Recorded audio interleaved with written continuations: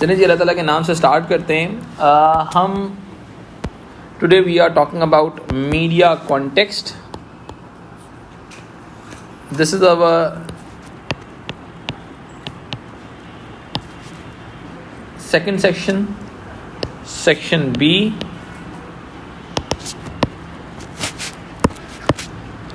ठीक है, section B है हमारा।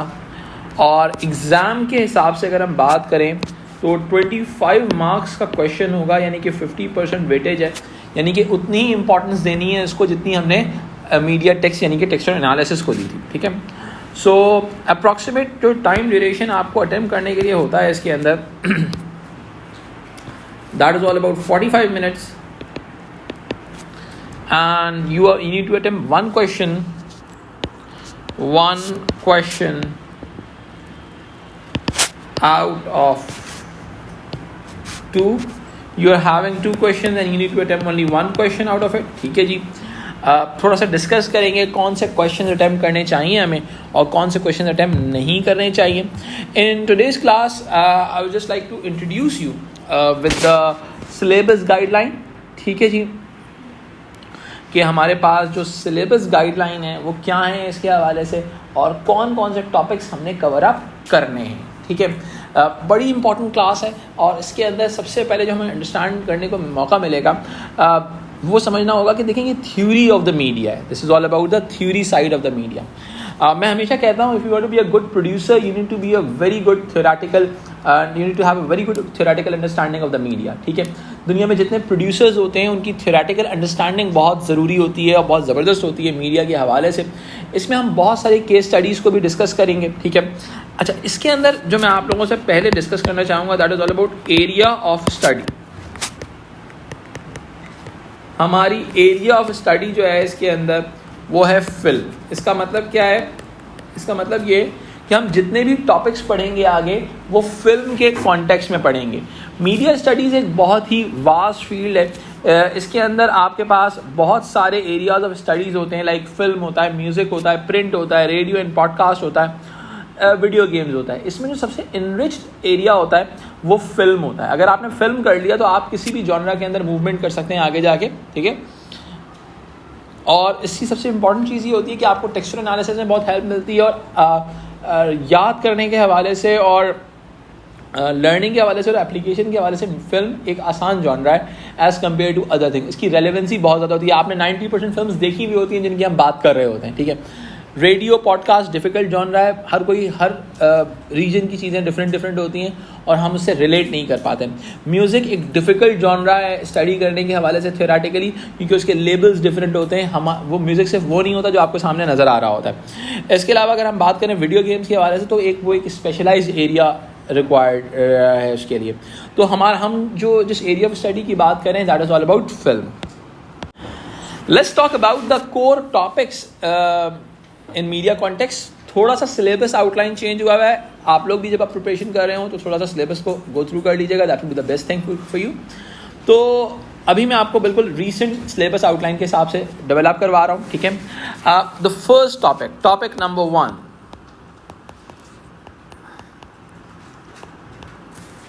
ठीक है, टॉपिक नंबर 1 क्या कहता है? The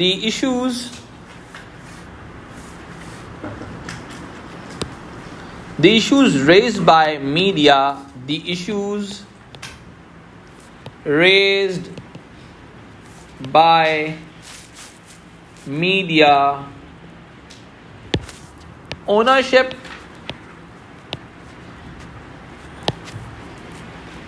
and funding in contemporary societies.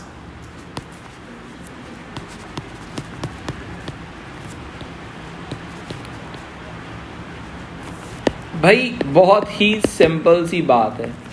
हम इसमें क्या अंडरस्टैंड करने जा रहे हैं? हम ओनरशिप पैटर्न्स को अंडरस्टैंड करने जा रहे हैं। हम क्या करने जा रहे हैं? ओनरशिप पैटर्न्स को। देखिए जी, पहला इसका जो कोर एरिया है वो है ownership. We need to understand the ownership. हम सब लोगों ने अब तक, मुझे उम्मीद है, अपनी इंस्टीट्यूशन रिसर्च की होगी, सही है? तो हम बिग सिक्स को अंडरस्टैंड करेंगे, ठीक है।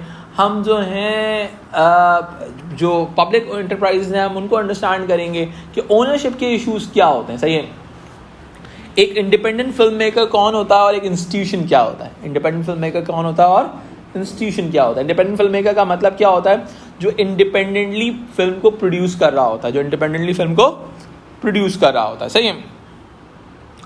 ओनरशिप पैटर्न्स के बाद जो सबसे इंपॉर्टेंट चीज़ होती है उसके बाद जो हम डिस्कस करेंगे, that is all about funding. देखिए याद रखिएगा, कोशिश करनी है हमने अपने सेकंड पार्ट के अंदर कि हमारी एग्जाम्पल्स जो हों वो लास्ट 5 ईयर्स की फिल्म्स के साथ हों, लास्ट 5 ईयर्स की फिल्म्स के हवाले से हों। कोशिश करनी है मैक्सिमम। एक चीज़ मैं अपने पास यहाँ पे मेंशन भी कर लेता हूँ, यानी कि अगर आप लास्ट 5 ईयर्स, लेट्स सपोज कि अभी हम 2022 के अंदर मौजूद हैं, 2023 के अंदर मौजूद हैं, तो कोशिश करेंगे 2018 2017 से ऊपर की फिल्म ना हो, सही है, जिसको हम रेफर कर रहे हो अपनी आंसर्स के अंदर। यानी कि देखें, हमने जब इंस्टीट्यूशन की जब हम सेक्शन नंबर 2 की बात करते हैं ना, मीडिया कॉन्टेक्स्ट की बात करते हैं, तो हमें फिल्म्स का रेफरेंस देना होता है। जब हम फिल्म्स का रेफरेंस दें तो इसके अंदर एक रिक्वायरमेंट आ जाती है, वो आती है कि आपने लास्ट 5 ईयर्स की फिल्म्स को रिलेट करना, ठीक है। आप समझने के लिए टाइटैनिक को डिस्कस कर सकते हैं, लेकिन अगर आप आंसर लिख रहे हैं तो आप कोई ऐसी फिल्म की बात करेंगे, लेट्स सपोज आप बात करें लायन किंग की बात कर लें, विच इज़ ऑल अबाउट 2019 2018 की फिल्म है, तो आपने इसके अंदर हर टॉपिक के अंदर आपने फिल्म रिलेट करनी होती है, तो लास्ट 5 ईयर्स की फिल्म में से आपने उसको आंसर करना है, ठीक है। फिर एक और इम्पॉर्टेंट चीज़, हम जब टॉपिक नंबर 1 पे वापस आते हैं, हमने ओनरशिप एंड फंडिंग फॉर्मेट को अंडरस्टैंड करना है। Ownership and funding I will teach you definitely कि किस तरीके से हमने एक कोई केस स्टडी को, किसी फिल्म की स्टडी को यूज़ करना है अपने आंसर्स में। You don't need to worry about it, हम आगे जाकर डिस्कस करेंगे। हमारे पास फंडिंग का मसला क्या है, पैसे, यानी कि फंडिंग का आपकी फिल्म पर क्या इम्पैक्ट होता है, हमने थोड़ा सा अंडरस्टैंड करना है। इंडिपेंडेंट फिल्म मेकर के पास कितना बजट होता है, सही है। आपकी जो इंस्टीट्यूशंस होते हैं उनका बजट्स होते हैं, वो किस तरह से डिफरेंशिएशन होता है, उन तमाम चीज़ों का हम आगे जाके डिस्कस करेंगे। अब अगर हम इस चीज़ को थोड़ा सा आगे लेके चलते हैं, हमारे पास जो सेकंड टॉपिक है, topic number 2,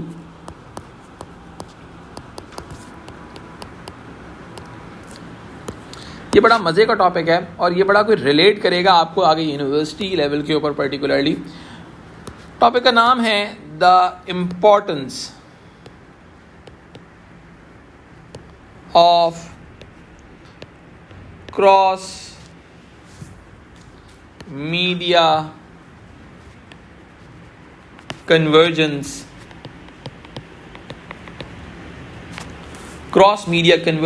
and synergy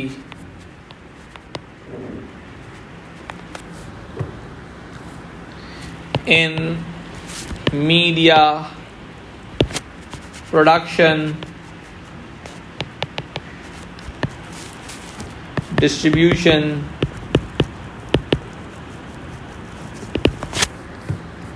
and marketing। यानी कि फिल्म की मार्केटिंग के अंदर, फिल्म की डिस्ट्रीब्यूशन के अंदर, फिल्म की प्रोडक्शन के अंदर, सही है, और इसके अलावा कंजम्पशन भी, प्रोडक्शन, मार्केटिंग एंड कंजम्पशन।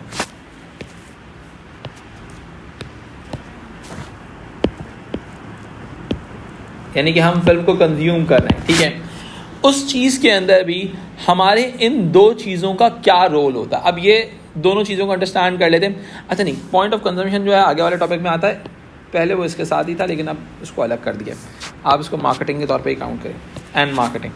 अब हम समझ लेते हैं, देखें हमारा पहला टॉपिक है इसके अंदर क्रॉस मीडिया कन्वर्जेंस। अब इस सवाल को समझते हैं।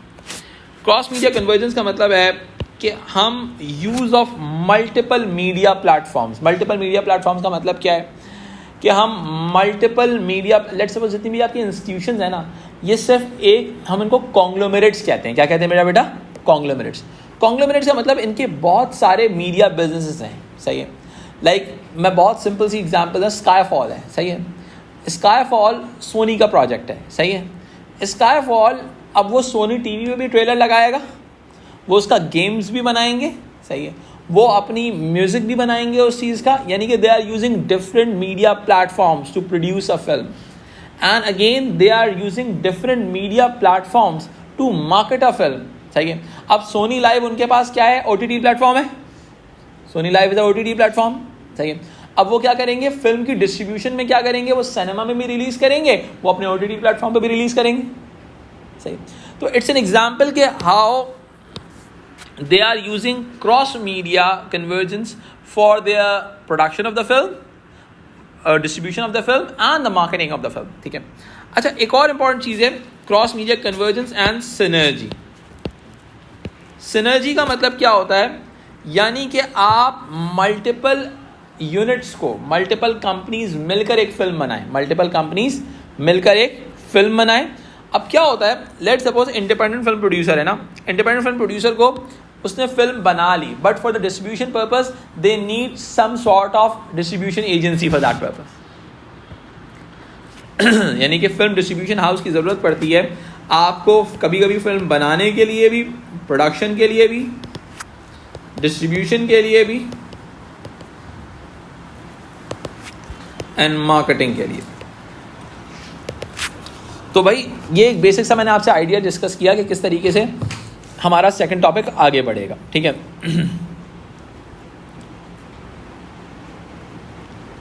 अच्छा जी, अब आ जाते हैं आगे. Topic number 3.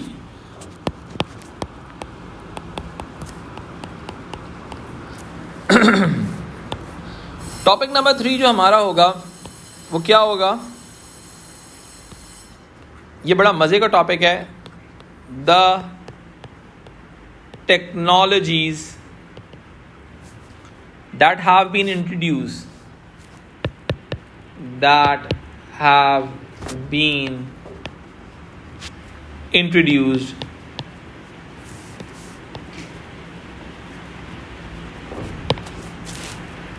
in recent years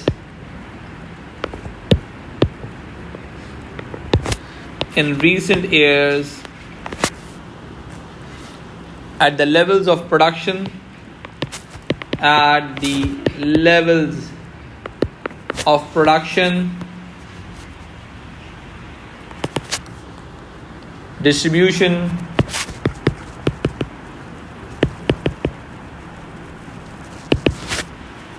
marketing,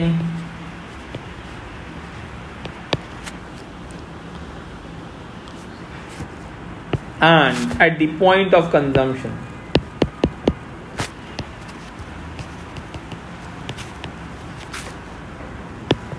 यानी कि हमने इस टॉपिक के अंदर क्या स्टडी करना है, हमने टेक्नोलॉजी को डिस्कस करना है. हम new technology, cutting edge technologies की बात करेंगे इसके अंदर. अब टेक्नोलॉजी को हमने डिस्कस करना है किसमें, प्रोडक्शन में. फॉर एग्जांपल पहले ज़माने में हम एनालॉग कैमराज यूज़ किया करते थे. सही है. हमारे पास फिल्म कैमराज यूज़ होते थे, 35mm का कैमरा यूज़ होता था, 16mm का कैमरा यूज़ होता था. ठीक है. यानी कि जिसमें फिल्म रोल अटैच होता था एनालॉग लेवल के ऊपर, प्रीव्यू नहीं होता था उस कैमरे के अंदर. उस कैमरे में प्रीव्यू का कोई कॉन्सेप्ट नहीं था. फिर हमारे पास डिजिटल फिल्म कैमराज आ गए. सही है. जिसके अंदर आपका एलेक्सा है, रेड है, ब्लैक मैजिक है. सही है. तो ये सारे वो कैमराज हैं जो कि आपकी प्रोडक्शन टेक्नोलॉजी को चेंज किया. आप, मैंने आपसे कहा ना, एज अ प्रोड्यूसर आपका टेक्नोलॉजी पर कमांड पता होना चाहिए. अब देखो, आपको अगर एज अ प्रोड्यूसर टेक्नोलॉजी के बारे में पता होगा तो आप क्या करोगे यार, बोलोगे अपने क्लाइंट को, बोलोगे यार I am going to plan this lens for it.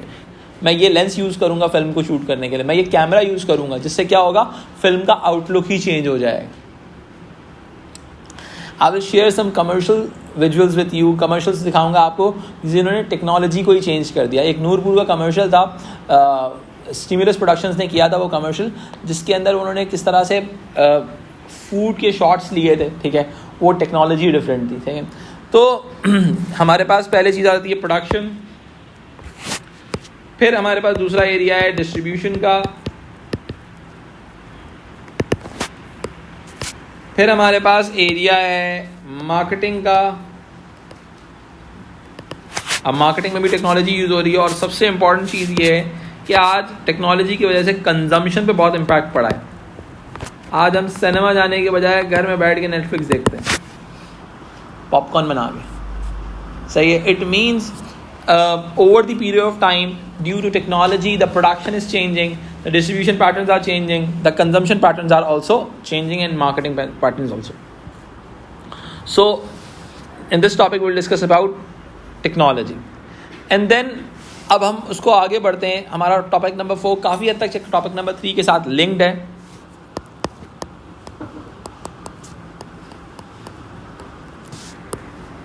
Topic number 4 क्या कहता है?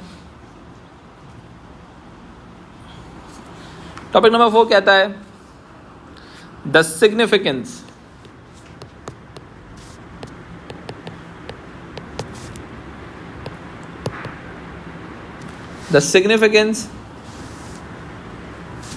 of the spread of such technologies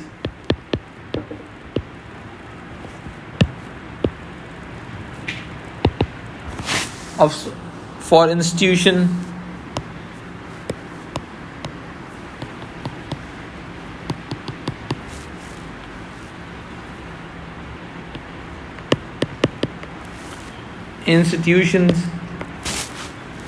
and audiences.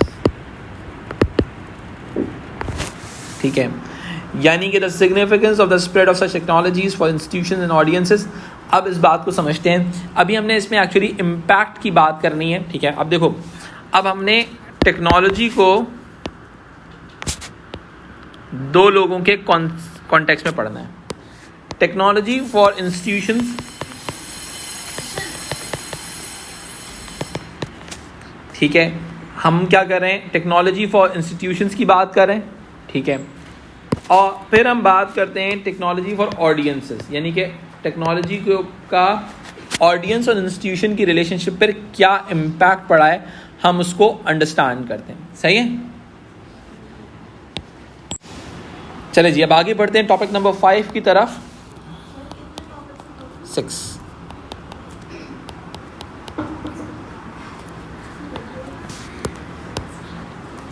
3, 4, 5 काफ़ी हद तक सिमिलर है. ठीक है, 7 टॉपिक्स हैं. 3, 4, 5 काफ़ी हद तक सिमिलर है. अब आते हैं टॉपिक नंबर 5 कहता है the importance of technological convergence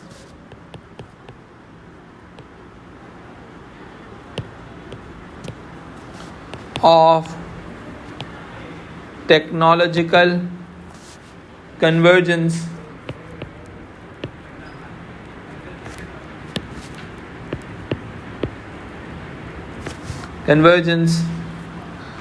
for institutions and audiences. यानी कि जो टेक्नोलॉजी के अंदर कन्वर्जेंस हो रही है, चेंज आ रहा है, ठीक है, उसका इम्पैक्ट हमने डिस्कस करना है ऑडियंसेस और इंस्टीट्यूशंस के हिसाब से. इंस्टीट्यूशंस हमारे पास क्या है? वही बिग 6 जिसके बारे में हमने पहले रिसर्च की हुई है. ठीक है जी, हम क्या कहते हैं उस कॉन्टेक्स्ट को अंडरस्टैंड करेंगे. The importance of technological convergence for institutions and audiences. अब आते हैं टॉपिक नंबर 6 की तरफ. ये बड़ा मज़े का टॉपिक है.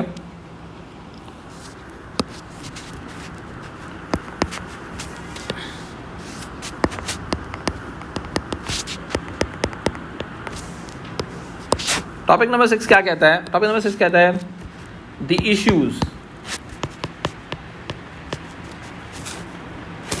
raised in the targeting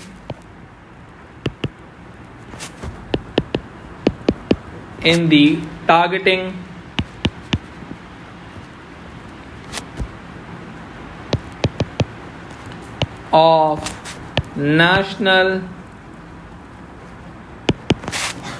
and local audiences.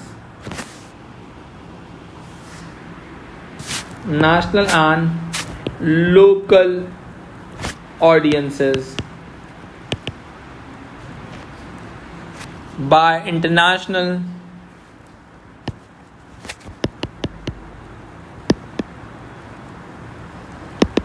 or global institutions. अब मैं आपको बहुत सिंपल सी बात बताता हूँ.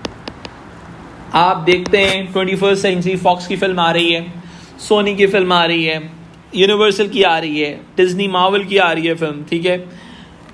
इनकी जब फिल्म्स आती हैं तो वो पूरी दुनिया की मार्केट को खा जाते हैं। ये लोग क्या करते हैं बेटा, पूरी दुनिया की मार्केट को खा जाते हैं। कैसे, how they use to do it, इनकी एक तो मार्केटिंग बहुत ज़बरदस्त होती है, ठीक है, यानी कि वो लोकल फिल्म्स को बीट करके इंटरनेशनल फिल्म्स जीत जाती हैं, ठीक है। तो we will discuss this thing कि भाई नेशनल और लोकल ऑडियंसेस को इंटरनेशनल फिल्म्स किस तरीके से बीट करती हैं, ठीक है। तो विल डिस्कस अबाउट इट, किस तरह से कि वो लोकल ऑडियंस को कैसे टारगेट करते हैं, नेशनल ऑडियंस को कैसे टारगेट करते हैं। मैं आपको कुछ ऐसी फिल्म्स सिखाऊंगा, कुछ ऐसी टेक्निक्स, केस स्टडीज शेयर करूंगा जो आप एक केस स्टडी को मल्टीपल टॉपिक्स में, मल्टीपल कॉन्टेक्स्ट में डिस्कस कर सकेंगे, ठीक है। The last topic is very different, topic number 7। Topic number 7 क्या कहता है, the ways in which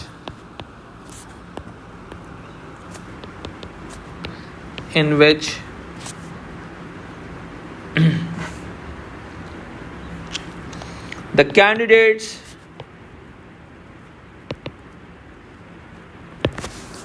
own experiences of media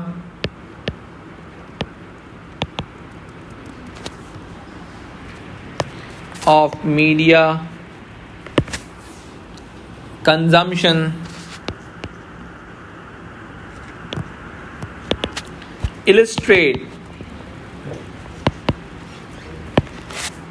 illustrate wider patterns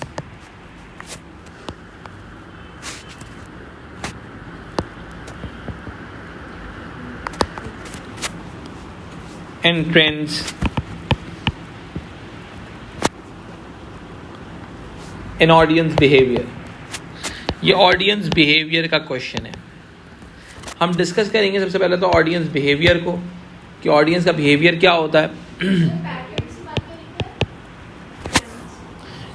patterns and trends in audience behaviour, यानी कि ऑडियंस का बिहेवियर कैसा होता है। आपने कुछ मीडिया टेक्स्ट को यूज़ करते हुए अपनी फिल्म्स में भी डेवलप किया होगा, और आपने कुछ मीडिया टेक्स्ट को रिजेक्ट भी किया होगा, और कुछ को आपने किसी हद तक एक्सेप्ट किया होगा, किसी हद तक एक्सेप्ट नहीं किया होगा, सही है। So we will discuss all about this, ठीक है। तो this is all about the basic understanding of our 7 topics, ठीक है। इन 7 टॉपिक्स को लेते हुए हम अपना मीडिया कॉन्टेक्स्ट के कंटेंट को आगे बढ़ाएंगे। अच्छा, अगर हम बात करते हैं as I have discuss it earlier, कि हमारा जो एरिया ऑफ स्टडी है वो फिल्म है। क्या है बेटा, फिल्म। अब मैं आपको फिल्म के बारे में थोड़ा बता दूं। एरिया ऑफ स्टडीज,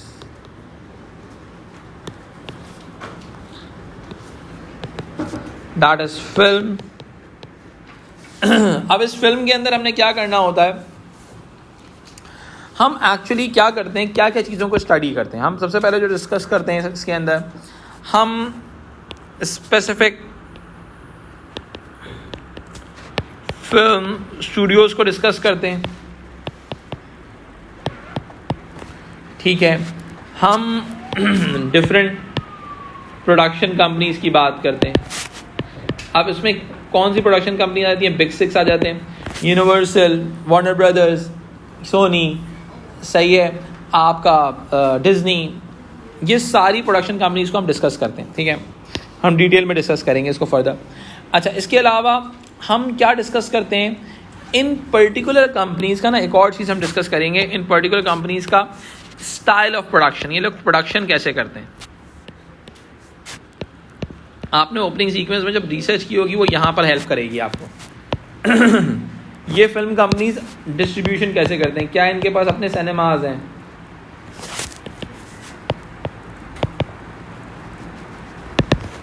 ठीक है जी। इसके अलावा ये फिल्म एग्जीबिशंस के अंदर क्या कैसे रोल प्ले करते हैं। फिल्म्स का एग्जीबिशन होता कहाँ पर है, हम इस कॉन्टेक्स्ट को भी डिस्कस करेंगे। फिल्म्स कहाँ कहाँ पे एग्जिबिट हो सकती हैं, ठीक है। अच्छा, उसके बाद हम इन कॉन्टेक्स्ट को लेते हुए हम कंजम्पशन को भी डिस्कस करेंगे। भाई कंजम्पशन का इन इंडस्ट्रीज़ पे क्या इम्पैक्ट आया है, ओवरऑल डिस्कस करेंगे। अच्छा, इसके अलावा हमने एक बड़ी इंपॉर्टेंट चीज़ डिस्कस करनी है, that is all about contemporary film distribution practices. हम कंटेम्प्रेरी फिल्म डिस्ट्रीब्यूशन की बात करेंगे। हम बात करेंगे कि बहुत सारी फिल्म्स को OTT फिल्म्स वाले ख़रीद लेते हैं।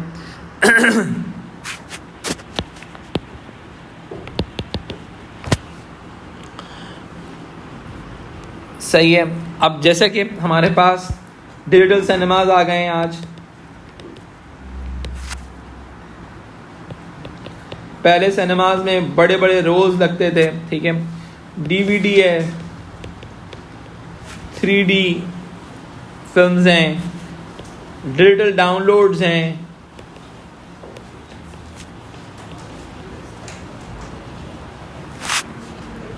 सही है, स्ट्रीमिंग हो गया, ये तमाम चीज़ें, OTT को भी डिस्कस करेंगे हम, over the top platform, Netflix, Sony LIV वगैरह, ठीक है। अच्छा, अब क्या हुआ, इन तमाम चीज़ों का ओवरऑल कंजम्पशन पर इम्पैक्ट पड़ा है, तो हम फिल्म के रिलेटेड इन तमाम चीज़ों को आगे डिस्कस करेंगे।